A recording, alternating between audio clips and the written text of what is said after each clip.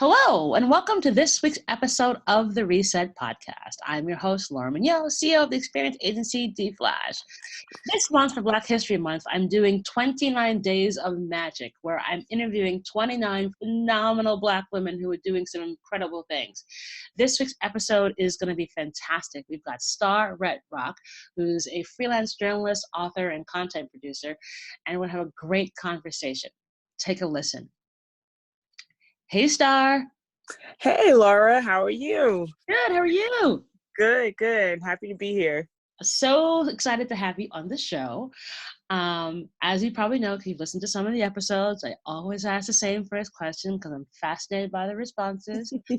And I'm sure yours will be no different. So, Starr, what was your first job? My first job technically was when I was in high school. I was I was an assistant dance teacher, and it was interesting. So the duties that we had to fulfill as assistant dance teacher were part of what was known as performing arts workshop repertoire, and this was at my neighborhood dance school. And once you hit 14, you were eligible to become part of this repertoire, and they did like a lot of, well, we did performances around the city and sometimes in the tri-state area. And part of our jobs were to help assist other dance teachers at the school. And we were paid to do it. It was like something really crazy, like I think $5 a week or something like that. That seems illegal. But at 14, 15, actually I was 16 when I started but still, like that came in handy. So Okay. that was technically my first job. I mean, it really was work. So that's what I'm saying. Like $5 a week. That's called child exploitation. Okay, fine. All right. So after child exploitation, how did you get to be having a chat with me here today? What do you do? So, okay, I know that the first job story is like, okay, I was 16, right? That doesn't help. So what I do right now is I am a freelance journalist. I'm a digital content producer and I'm an author. And I like to make the distinction between being a journalist and digital content producer because I think we're in a space right now where a lot of the duties kind of overlap and maybe even merge in some people's eyes, but they are very different. And so my first job as an adult was working at, I worked in PR. So I worked with a woman named April Silver. Shout out to April because she is a dope mentor still to this day. And she runs a PR agency called Aquila Work Songs. And so I was her assistant. And my goal was I always wanted to be a journalist. And I was just having a hard time finding work. But April was introduced to me through my cousin. She and he went to college together. They're good friends. And so she needed help. And so I worked with her. And through that, I was able to build up some contacts and get my journalism career going. So I went from PR I ended up becoming a web editor. Actually, I went from PR to I started writing for allhiphop.com because through Aquila Work Songs, I met Chuck Creekmer. And so we got to politic. And then from there, an editor at Hip Hop DX kind of started to notice my work. And so then I went into web editing and I worked for a website called hiphopdx.com. And so I didn't last there very long. I was there like maybe 6 months or so. Like I started out as a writer, then became a web editor for their fashion section, which doesn't even exist anymore. And at that time it was new. They were just trying something new.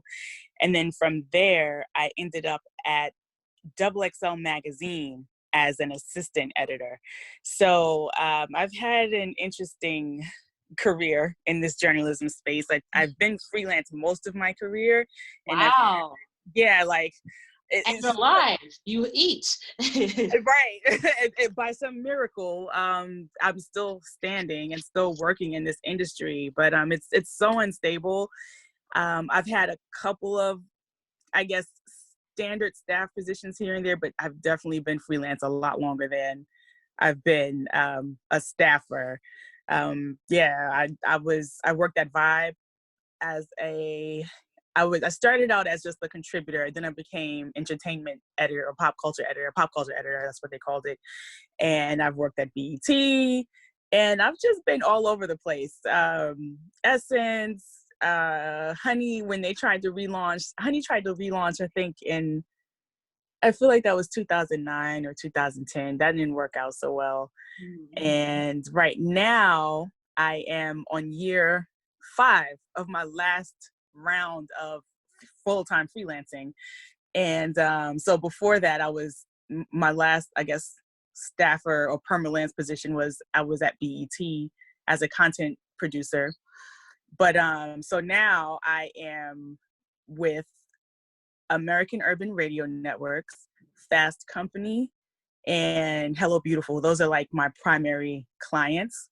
Mm-hmm. And I've worked not just doing journalism stuff, but like I've worked with cosmetics brands. I worked with Iman Cosmetics. I did a lot of their social media content lasted for about 2.5 years before they let me go. I was permalance, so then it was kind of like, budget cuts.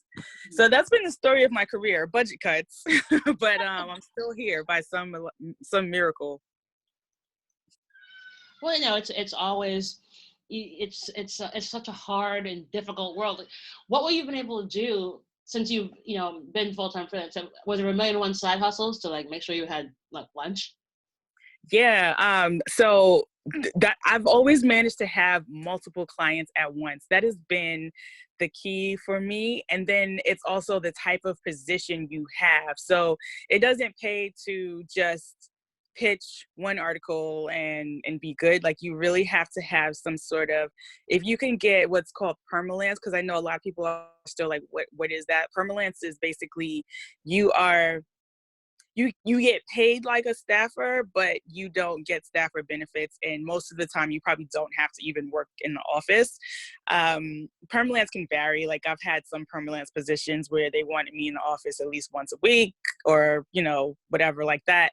But yeah, so for me, I've been able to do like editorial residencies, well, not residency is a word I made up for that, but like I guess a more professional word would be like an editor at large or like contributing editor.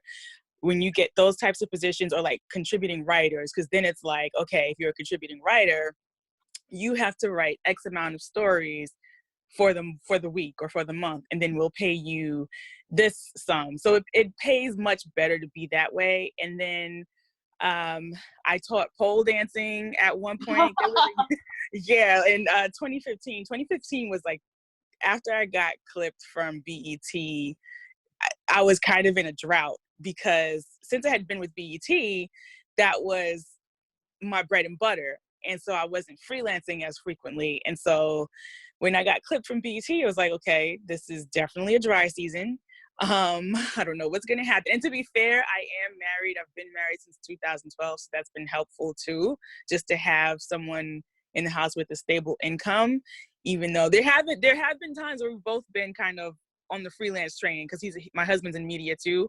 But for the most part, I think he's had a lot better luck with getting staff positions than I have. And so it comes in handy though. Most of the time when I've been laid off, he's been fine. So we haven't had to deal too much with craziness like that. But so yeah, in 2015, dry season. So I just happened to be a pole dance hobbyist. And so I started As one teaching does.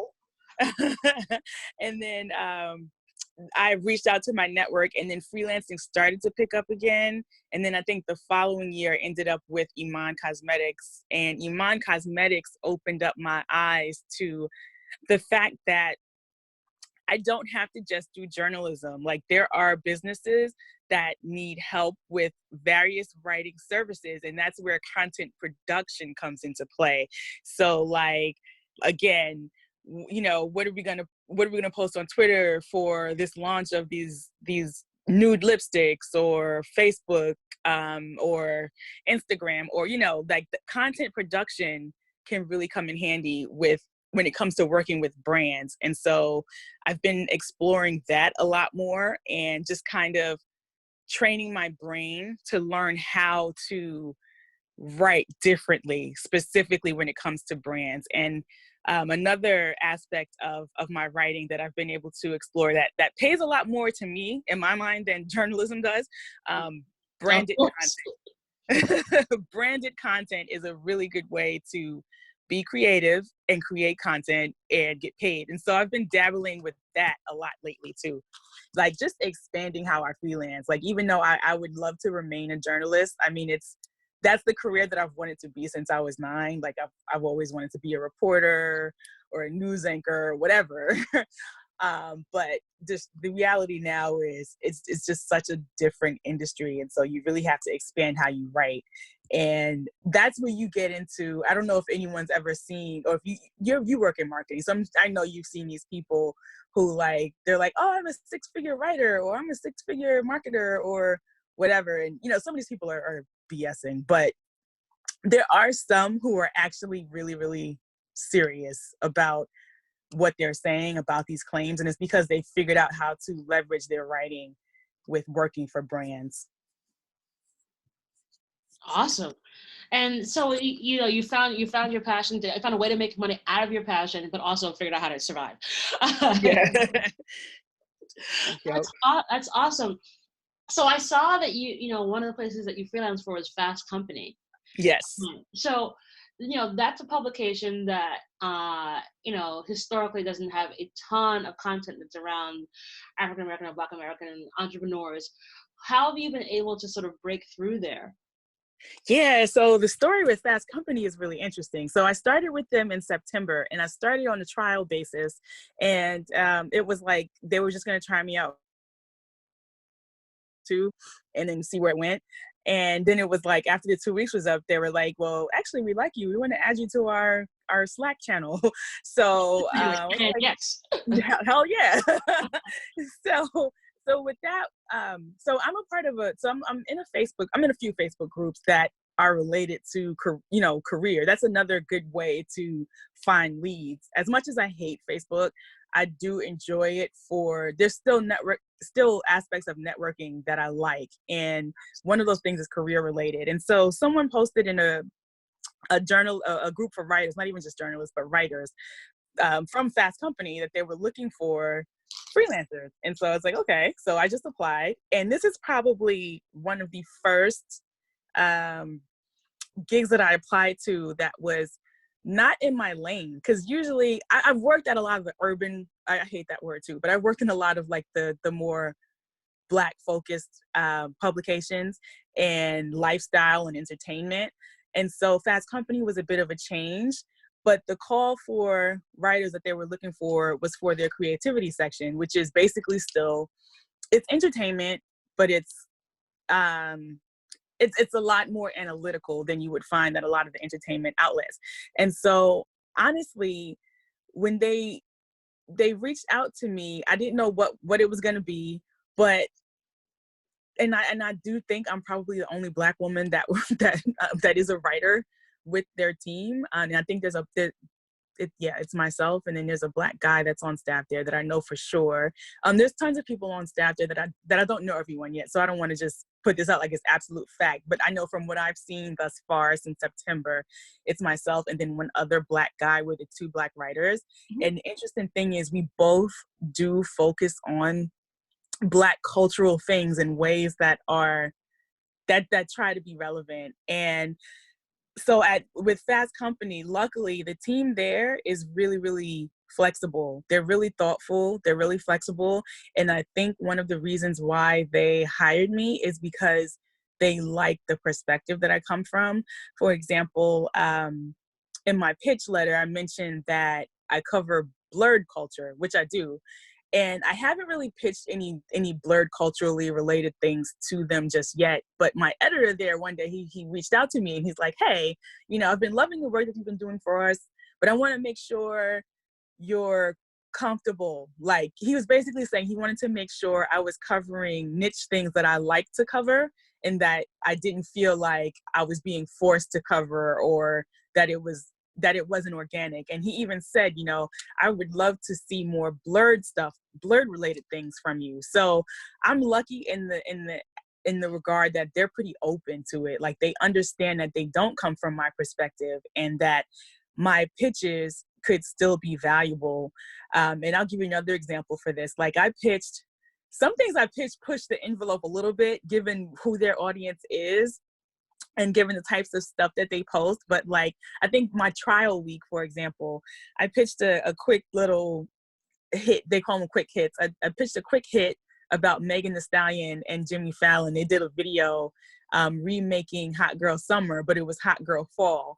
And they were joking about all the fall things that people like apple cider and stuff like that. And so I thought it was funny. And then I pitched it about how the concept of Hot Girl Summer and Hot Girl Fall is kind of gender inclusive, which is what Megan has said herself. So one of the editors was like, well, we don't know if Megan is our audience. But then another editor was like, but the concept of gender fluidity and then combining that with Jimmy Fallon is kind of interesting. So let's see what she can do with it. And so they let me do that post. I don't know how well it did. I don't know, I don't know if it bombed or whatever. They're not like super obsessed with analytics there. I mean, it matters, but they're not as psycho about it. But I mean, it went over, and they continued to ask me back to post things. So again, like with them, I'm lucky that I can kind of play with whatever I'm interested in and whatever I think the audience might be interested in learning.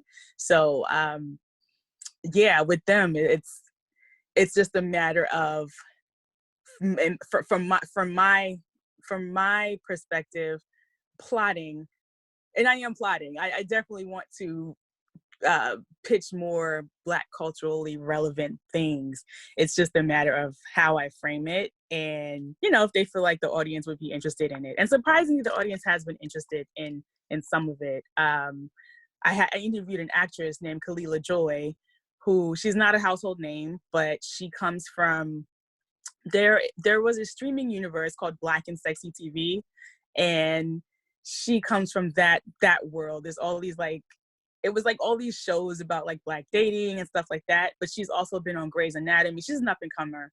And she was in a Christmas movie called Baking Christmas. And it was about a Black family who was fighting over their mother's business that she was going to hand down to them. And in the interview, we were just talking about all this like Black girl stuff and just real like, hey girl, yeah girl. Like, it was such a cool interview. And we just talked about Christmas, Black family, stuff like that, and they were cool with that too. So they're pretty flexible. It's just it just has to be thoughtful and informative, but also analytical.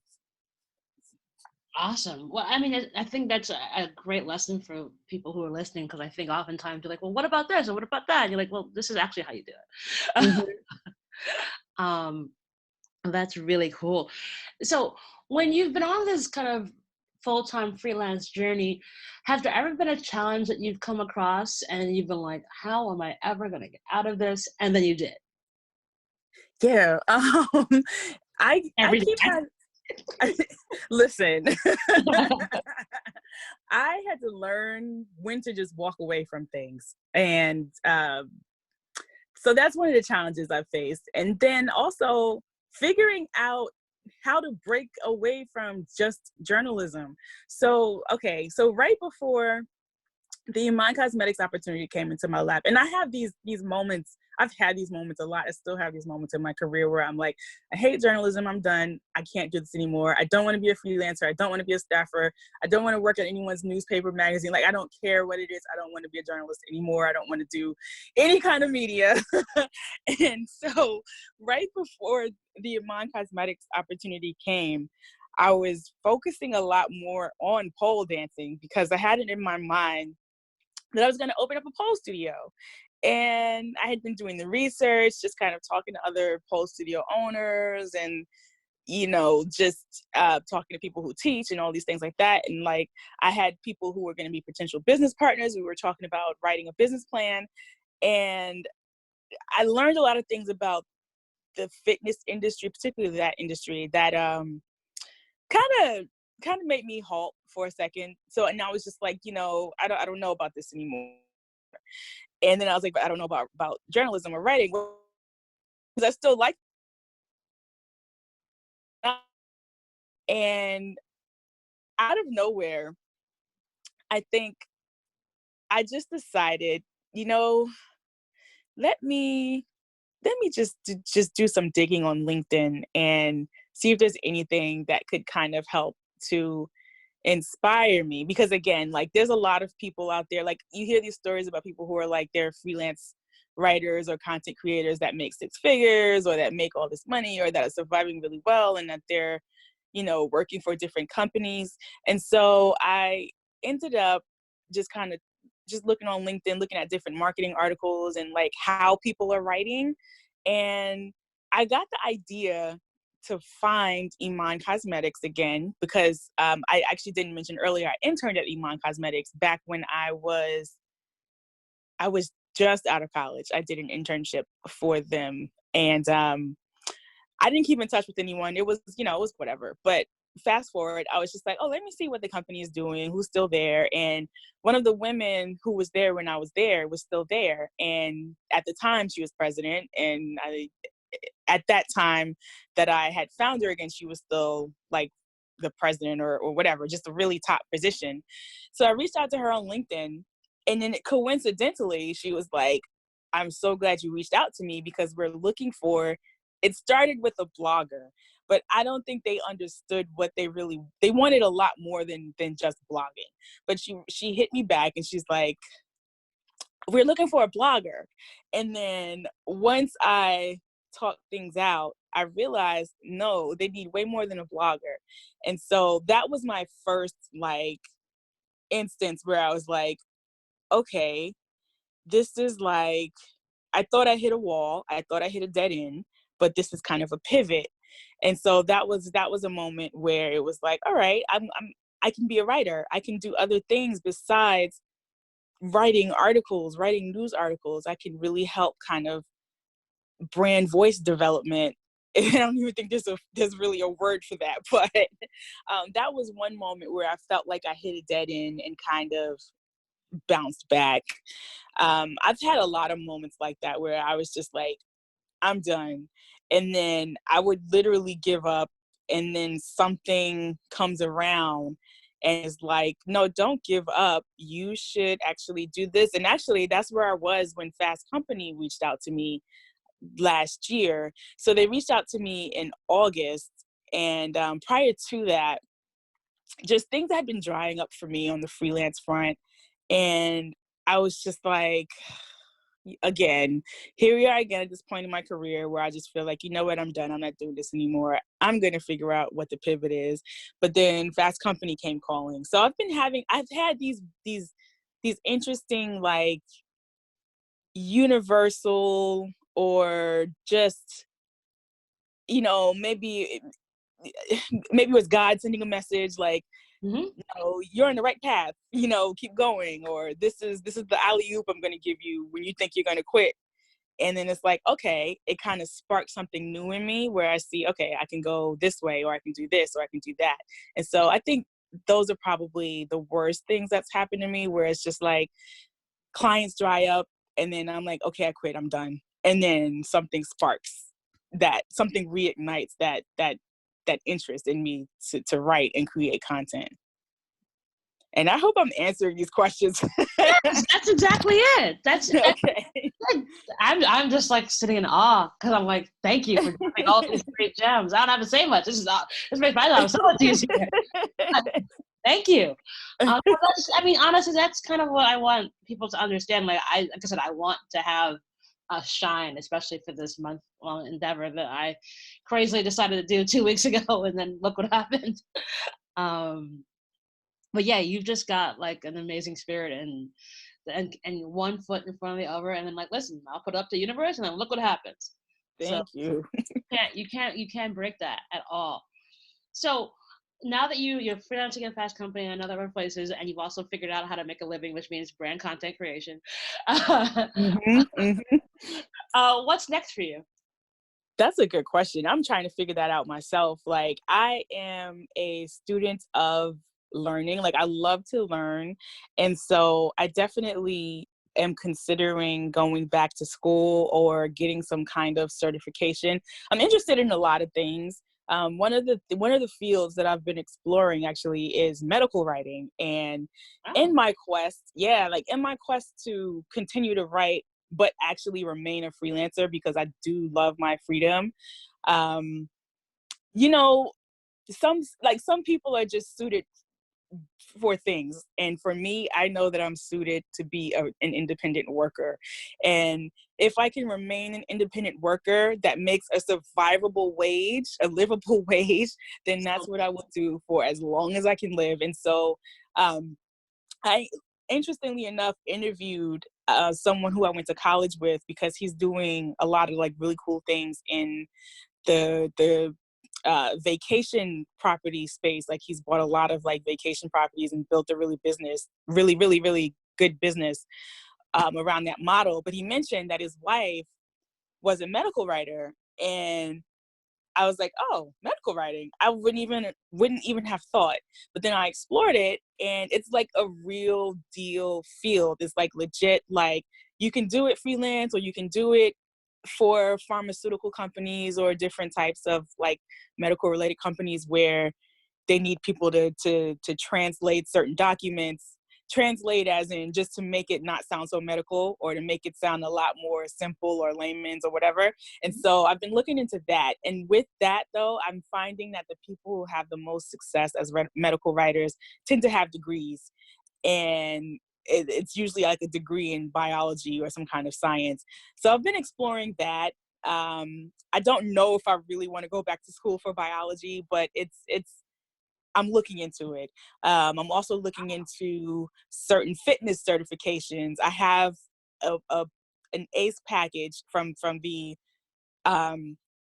from ACE, the fitness brand. They have, different books and catalogs and things like that you can study to become a certified group fitness instructor, personal trainer that specializes in women's bodies, particularly women who've had children.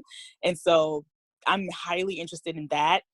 And then I want to write more books. I didn't touch on my book, but my first book I actually published in I published it in 2016, and it's called Bloggers Can't Be Trusted. Awesome. It's a comedy, and it actually is kind of a loose parody of my experiences in the entertainment industry. I self-published. That's another story, but I decided to self-publish, and it got really, really good reception. Most people, for the most part, thought it was funny, thought it was entertaining. To this day, I have people asking me, when is my next book coming out? Am I ever going to turn it into a script? I had two people who have connections in the TV film industry ask me or tell me I should turn it into a script, because then I can start to kind of pitch it. So to answer your question about what's next, I am the type of person where I don't have any one thing. I've learned to kind of chill out on planning everything. I think you always have to do the work, but sometimes the plans are just going to change. That has been my experience. I had planned most of my life to either to be like an editor-in-chief of something by now, and that just hasn't happened, and I'm okay with that. So for me, I'm doing the work. The planning it's loose, but I'm not like, okay, by the time I turn 40, I have to be this, and by the time I turn 50, that's not there for me anymore. I just know that I like to do different things, and I have created a list of things that I want to accomplish. And so definitely the certifications. I do want some sort of fitness certification. And I don't know if I'm ever going to open a pole studio anymore again. I learned some things about that I'm kind of like, I don't know about that. But but it doesn't mean that I can't still have personal clients. So that's one thing. So I'm definitely interested in a fitness certification in with regard to women who have had children, because there's a lot of stuff that we're not taught that fascinates me, and especially because I've had a baby and I've seen the changes in my body and I've talked to women. And so definitely like a women's fitness certification. Going back to school, maybe. It's a matter of figuring out what type of school do I want to go back to? Like, do I want like a full-on master's in something, or do I want a second bachelor's in something? Do I want a BS in something? So that's probably a longer term goal that I really have to narrow down. But in the shorter term, definitely more books. I have a couple of ideas for a part two to Bloggers Can't Be Trusted, or a spin-off of Bloggers Can't Be Trusted. I'm working on that now. And then a children's book. I have a concept. I just need to flesh it out. And so I think in the near future, books will be the first thing I tackle, and then we'll move on to what these other things are and what they look like. Awesome. I think there's tons there and phenomenal stuff there. Thank you. So, you've got all this stuff going on, especially as part of the series. I'd love to know, what is your self-care routine? Is it reality TV, massages, a quiet day at home, away from the family? How do you sort of make time for Starr? That's a great question. Reality TV used to be self-care, but now it's work. Oh, that's right. True. You're like, no, I have to watch The Housewives, darn it. Right. I have to recap things and like stay on top of stuff. But no, interestingly enough, my self-care is going to my fitness classes. I am, as you've heard, really into pole dancing. For a long time, I've been obsessed with pole dancing, but lately I've also been dabbling a lot more into other forms of aerial fitness, which would be hoop and silks. And so my self-care is going to these classes and just kind of forgetting about everything else that's happening and just focusing on learning this craft and building myself up. So that's one thing. And it also allows me to have some alone time outside of the house, and to just kind of just throw myself into a different world. Like the aerial world, it really is like, it's a vortex. It really is. And I enjoy that. I enjoy the camaraderie that comes from that. And it's just so fulfilling to me. Like for example, I just started doing aerial silks like a couple of weeks ago, and yeah, I'm terrible at it, but I know from my experience with pole, I was terrible at pole once too, and then started to build up that comfort level, and finally kind of it just started to make a lot more sense. And so I look forward to that with aerial silks. And I haven't done hoop in a while, but I rotate. So pole is the consistent, but then maybe this week I'll go to a pole class and a silks class, or a pole class and a hoops class, or, lately it's been silk. So definitely the way I unplug is by going to these classes and just getting it in and just forgetting about everything else. Awesome. Phenomenal. So last question, because this is hopefully will become a really awesome thing that happens throughout the month as this series goes on. I have, what would be your give or your ask, or both? Mm-hmm. Because, we want this to sort of perpetually grow. And, I deliberately picked just 29 women, although it's now, I think, 40. I open my mouth and look what happens. But I want people to, get some good out of this, and also, as you were saying before, you sort of speak into the universe. It's oftentimes happened. Like, I thought about this idea, and then all of it kind of fell in my lap, and I'm like, 48 hours. So same idea. So if you've got a give or an ask that you'd like to share with the audience, I'd love to hear it. So I have a give and an ask, and it's the same. And that is authenticity. Authenticity has become such a buzzword, and I almost hate to use it, but I feel like it's so needed. It's so necessary. So necessary. I'm a genuine person. I can't be anything that I am not. And so that is something that I've experienced in my career, in terms of, like, sometimes I feel like maybe I would be farther along, or maybe I would have accomplished certain goals if I was this type of person, or if I could pretend to be like this, or, you know, like, like there's just a lot of posing that I see. But at the same time, I have noticed there's a certain formula sometimes that seems to work for people who are successfully achieving some of the things I would like to do. And I'm just like, well, some of these things just don't feel natural to me. And so that's why I say I'm a genuinely authentic person. Like, if it doesn't feel right, it's just not right. And I hope I give that to people. And I hope that people in turn can take that and learn to give that back into the world. Like, we know that sometimes people struggle with being authentic because they feel like people might think a certain thing about them, or, you know, maybe it makes them feel better to give off something that's not really who they are. But in the end, you're not winning by wearing a mask. So I want to give authenticity. I hope that people receive that I am a genuine, down-to-earth person, and that genuine, down-to-earth people still exist. Not everyone is a poser. Not everyone is trying too hard. And I just hope that people who need it, or someone who needs to hear this, I just hope that they learn to be genuine and learn that it's okay to be yourself. Like, it really is. It sounds cliche and you hear people say it all the time, but then, like, if you look around, you kind of see that even though people are saying to be yourself, a lot of people still aren't being themselves. People are faking what it is to be yourself.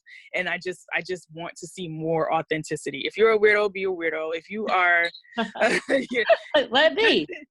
Exactly. Like, you know, I've learned it. And actually, this is a lesson I've learned from my daughters. My she's almost 3.5.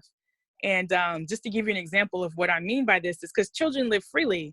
And I've been learning a lot from her. Like, just a couple of weeks ago, she had to go into surgery to get her tonsils taken out. And on the day we were leaving the house, she said she wanted to wear a mask. She had made this mask at daycare. It was like a Halloween pumpkin masquerade kind of mask. It was so goofy, but she's 3. All she knows is, I want to wear this mask. And she said, I want to wear this mask for the doctors. And it was part of her outfit, part of her ensemble. And that's because that is who she was. That's what she wanted to do. That's what made her happy. And so I didn't fight it. I let her go ahead and be herself. And so exactly, as one does.